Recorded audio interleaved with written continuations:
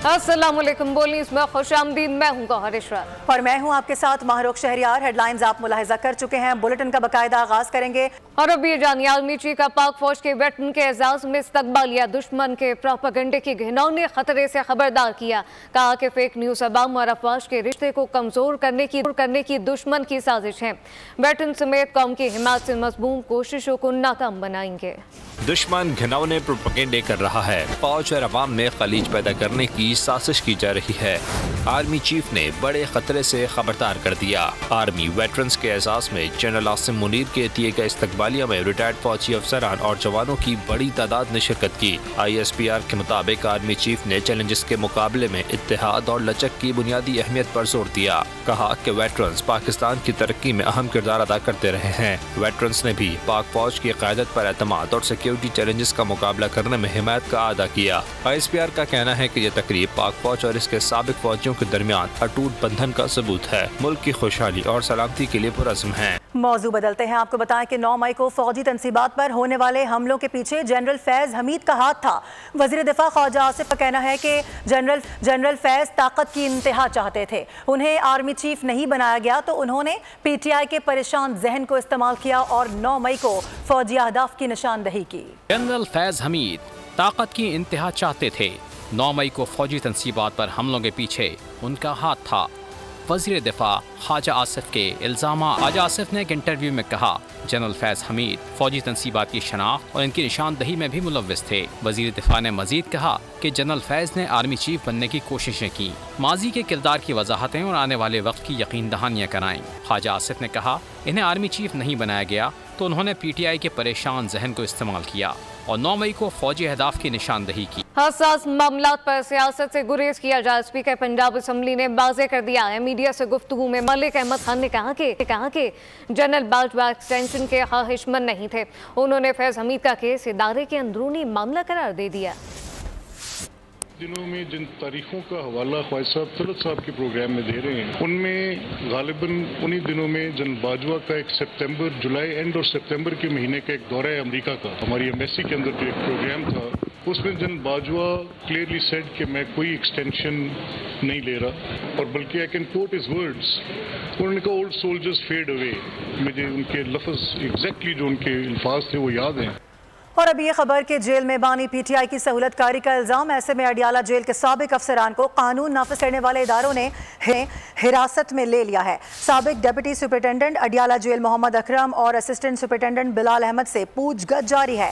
दोनों बानी PTI के सेल तक रसाई रखते थे। अफसरान से जेल मैनुअल के खिलाफ सहूलियात से मुतालिक पूछा गया। मोहम्मद अकरम को कमरा अदालत में दौरान समात बानी PTI से सरगोशियां करते भी देखा गया था। दोनों अफसरान पर बानी PTI को मोबाइल फोन तक रसाई देने का भी इल्जाम है, जबकि कानून नाफिज करने वाले इदारों की रिपोर्ट पर मोहम्मद अकरम और बिलाल को जून में ओहदों से भी हटाया गया था।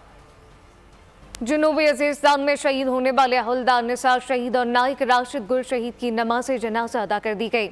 नाइक इरफानुल्लाह सिपाही उस्मान रफाकत की भी नमाज जनाजा अदा की गई। नमाज जनाजा तदफीन में पाक फौज के सीनियर अफसरान, जवानों, शहदा के लवाहिकीन, नुमाइंदीन इलाके की बड़ी तादाद ने शिरकत की। 13 अगस्त 2024 को खारिज से लड़ते हुए फौजी जवान शहीद हुए। और अब खबर यह कि नवाज शरीफ की ज़ेर सदारत मुस्लिम लीग नून का इजलास जारी है। इजलास में वज़ीर आज़म शहबाज शरीफ, वज़ीर आला पंजाब मरीम नवाज समेत आला क़यादत शरीक है। मौजूदा मुल्की सियासी सूरत हाल और आला अदलिया के फैसलों पर तफसीली मुशावरत जारी है। और अब आपको ये बताएं कि अवाम के मसाइल में कमी के बजाय मजीद इजाफा होता जा रहा है। जी हाँ, फायर वॉल की तनसीब है या फिर कोई और तकनीकी खराबी, मुल्क में इंटरनेट सर्विसेज बसेस बदस्तूर सुस्त रवि का शिकार नजर आ रही हैं। इस खलल के सबब फेसबुक, व्हाट्सएप, इंस्टाग्राम और दीगर समाजी रवाबित के प्लेटफॉर्म्स पर टेक्स्ट मैसेज तक भेजना भी महाल हो चुका है। दूसरी जानिब होशरुबा महंगाई और बेरोजगारी के दौर में फ्रीलांसर्स का काम भी ठप हो गया है। Call centres, e-commerce, online working class और इलेक्ट्रॉनिक से मुताल्लिका कारोबार करने वालों के लिए ये सूरत हाल तबाहकुन है। अफ्रीका के 13 ममालिक में मंकी पॉक्स की वबा फैलने के बाद हुकाम ने इमरजेंसी का ऐलान कर दिया है, जबकि आलमी इदारा सेहत ने मंकी पॉक्स के नए वेरिएंट की तस्दीक कर दी है।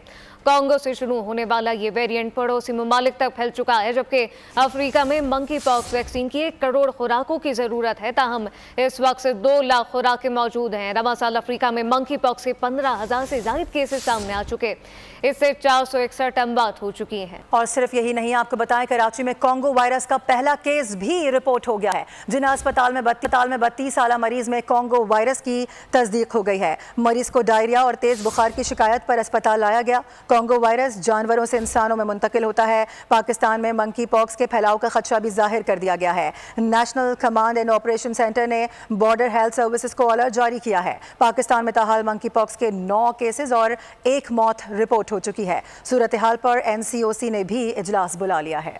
और अभी जानिए, हल्ला गुल्ला खेल बहुत हो गया, पढ़ाई लिखाई जारी है। मुल्क के बेशतर शहरों में स्कूल खुल चुके हैं, जबकि 2.5 माह मौज मस्ती करने वाले बच्चे कहते हैं कि छुट्टियों में खूब मजे किए, हल्ला गुल्ला किया, लेकिन स्कूल की याद आती रही।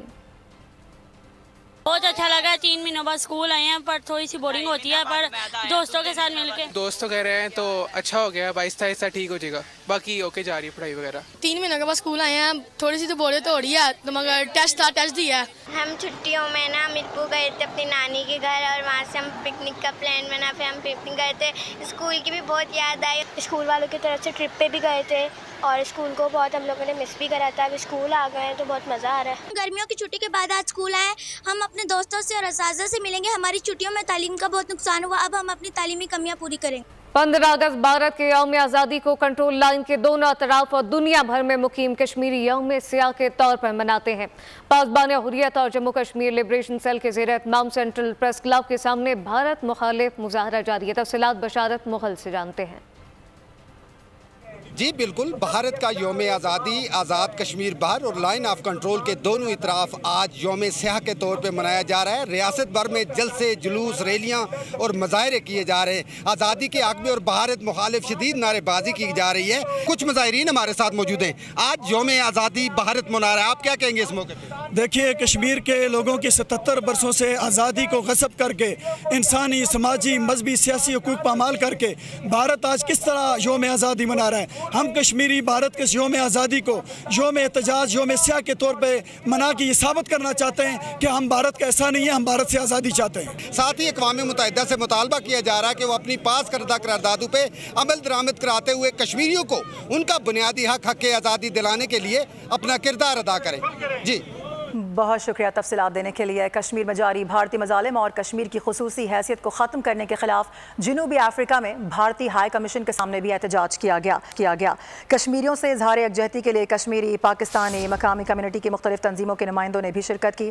इसके अलावा मुख्तलिफ मकतबा फ़िक्र के नुमाइंदों की कसीर तादाद ने शिरकत करके कश्मीरियों से इजहार यकजहती किया। मुकर्रीन का कहना था कि मोदी हुकूमत को कशाफ, घिनौने और ओछे हथकंडों से बाज रखने के लिए आलमी बरादरी को किरदार अदा करना होगा।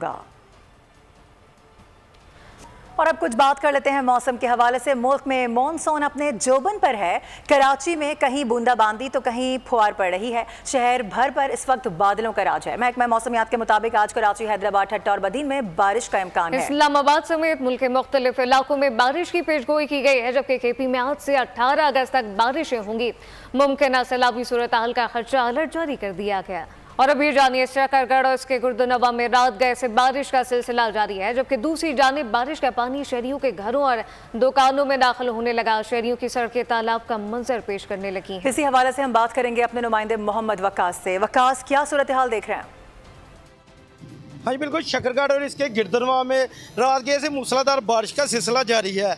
महकमे मौसमियात के मुताबिक सुकोचा खलासपुर, मैं इस वक्त किसी जोहर या तालाब पर मौजूद नहीं बल्कि शकरगढ़ का रेलवे रोड पर मौजूद हूँ, जो कि कई फुट तक पानी जमा हो गया है। बात करने के लिए एक दुकानदार मौजूद है, इनसे जानते हैं कि इनको किन मुश्किलात का सामना है। हाँ जी, जहाँ पर ये अल्लाह ताला की तरफ से अब्र रहमत बरसी है तो वहीं पे गर्मी का जोर तो टूटा है, लेकिन निकासी आब ना होने की वजह से आप देख सकते हैं कि कई फुट जो पानी हमारी दुकानों में दाखिल हो चुका है। लाखों रुपए के नुकसान का अंदेशा है। हमारी ज़िली और तहसीली इंतज़ामिया से यही मुतालबा है कि जल्द अज जल्द इस निकासी आपको किया जाए ताकि हम नुकसान से महफूज रह सकें। इन्होंने असिस्टेंट कमिश्नर से अपील किया कि वो जल्द से जल्द बारिश के पानी की निकासी का अमल किया जाए ताकि इनके नुकसान अपडेट कर रहे थे। बहुत शुक्रिया आपका। और इस्लामाबाद और रावलपिंडी समेत खित्ता पोटोहार के मुख्तलिफ इलाकों में वक्फे से बारिश का सिलसिला जारी है। बाज़ मकामात पर हल्की जबकि बाज़ मकामात पर मूसलाधार बारिश हुई है। इस्लामाबाद रावलपिंडी के मौसम के हवाले से ताज़ा तरीन सूरत हाल जानते नुमाइंदा खुसूसी सलमान अली से। जी सलमान। जी बिल्कुल, इस्लामाबाद और इसके गिरदो नवाह में सुबह से हल्की बारिश का सिलसिला जारी है। वक्फे से ये बारिश हो रही है और बहुत सारे इलाकों के अंदर मूसलाधार बारिश की भी इत्तलात सामने आई हैं। महकमे मौसमियात के मुताबिक कल रात से यानी कि 14 अगस्त की रात से बारिशों का एक नया सिलसिला मुल्क के मुख्तलिफ इलाकों में दाखिल हुआ था। मुल्क के बालाई इलाके, वस्ती इलाके बारिशों के सिलसिले से सबसे ज़्यादा मुतासर हो रहे हैं और बहुत सारे इलाकों के अंदर मूसलाधार बारिश की इत्तलात जैसे कि मैंने कहा कि सामने आई हैं। इस्लामाबाद की बात करें तो इस वक्त भी आप देख सकते हैं कि बारिश का मौसम है और हल्की बारिश हो रही है और मुल्का इलाकों ख़ासतौर पर मरी और गलियात के अंदर भी काफ़ी तेज़ बारिश की इत्तलात सामने आई हैं। ये बारिश का सिलसिला अगले 2 से 3 रोज़ तक वक्फे से जारी रहेगा। कहीं मूसलाधार बारिश होगी जबकि बहुत सारे इलाकों के अंदर हल्की बारिश जो है वो वक्फे से जारी रहेगी। शुक्रिया। Olympic gold medallist Arshad Nadeem का कराची में तारीखी इस्तकबाल किया गया। इनामात की बारिश कर दी गई। अरशद नदीम ने गवर्नर हाउस में होने वाली तकरीब में शिरकत की। कौमी हीरो का कहना है कि कराची के अवाम की मोहब्बत को कभी फरामोश नहीं कर सकेंगे। उधर सऊदी अरब के वली अहद शहजादा मोहम्मद बिन सलमान ने अपने कत्ल का खदशा जाहिर कर दिया है। अमरीकी जरीदे पॉलिटिको के मुताबिक वली अहद ने सऊदी इसराइली ताल्लुकात की बहाली और अमरीका के साथ ताउन की खातिर अपनी जान खतरे में डाल रखी है। मैगजीन के मुताबिक शहजादा मोहम्मद बिन सलमान ने अमरीकी अरकान कांग्रेस से यह भी कहा कि इसराइल के साथ किसी इम्कानी मुआहदे में फ़लस्तीनी रियासत के हुसूल के किसी हकीकी रास्ते को भी शामिल किया जाए, ख़ासतौर पर अब जबकि इसराइल के खिलाफ अरबों का गुस्सा अपने उरूज पर है। पाकिस्तान क्रिकेट बोर्ड ने बांग्लादेश के खिलाफ टेस्ट सीरीज के लिए टीम मैनेजमेंट का बाज़ाब्ता ऐलान कर दिया है। नवीद अकरम चीमा को टीम का नया मैनेजर मुकर्रर कर दिया गया। नवीद अकरम चीमा गुज़िश्ता साल से नवा साल जनवरी तक टीम के मैनेजर के तौर पर खिदमत अंजाम दे चुके। जैसन गिलेप्सी हेड कोच और अजहर महमूद असिस्टेंट कोच के तौर पर होंगे, जबकि पाकिस्तान और बांग्लादेश के दरमियान टेस्ट सीरीज का आगाज 21 अगस्त से रावलपिंडी में होगा। और भी आपको अपडेट करें कि इंटरनेशनल ओलंपिक कमेटी ने हाल ही में ख़त्म होने वाले पेरिस ओलंपिक्स के बेहतरीन लम्हात की वीडियो जारी कर दी है। 12 मिनट पर मुश्तमिल वीडियो में जैवलिन थ्रो में रिकॉर्ड थ्रो करके गोल्ड मेडल जीतने वाले पाकिस्तान के अरशद नदीम की शानदार थ्रो का एक्शन भी दिखाया गया है।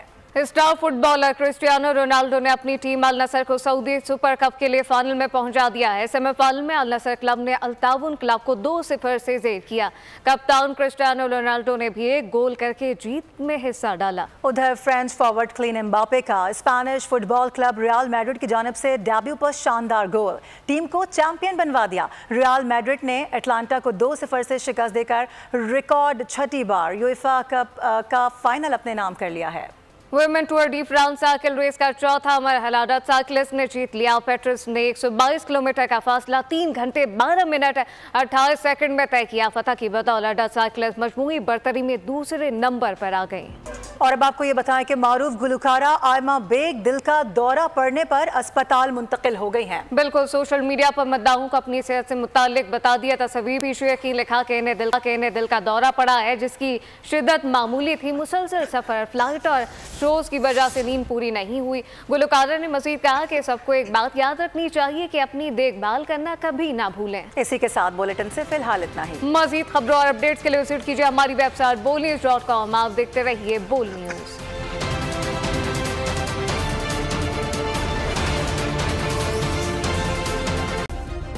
सब्सक्राइब करें और बेल दबाएं ताकि कोई खबर रह न जाए।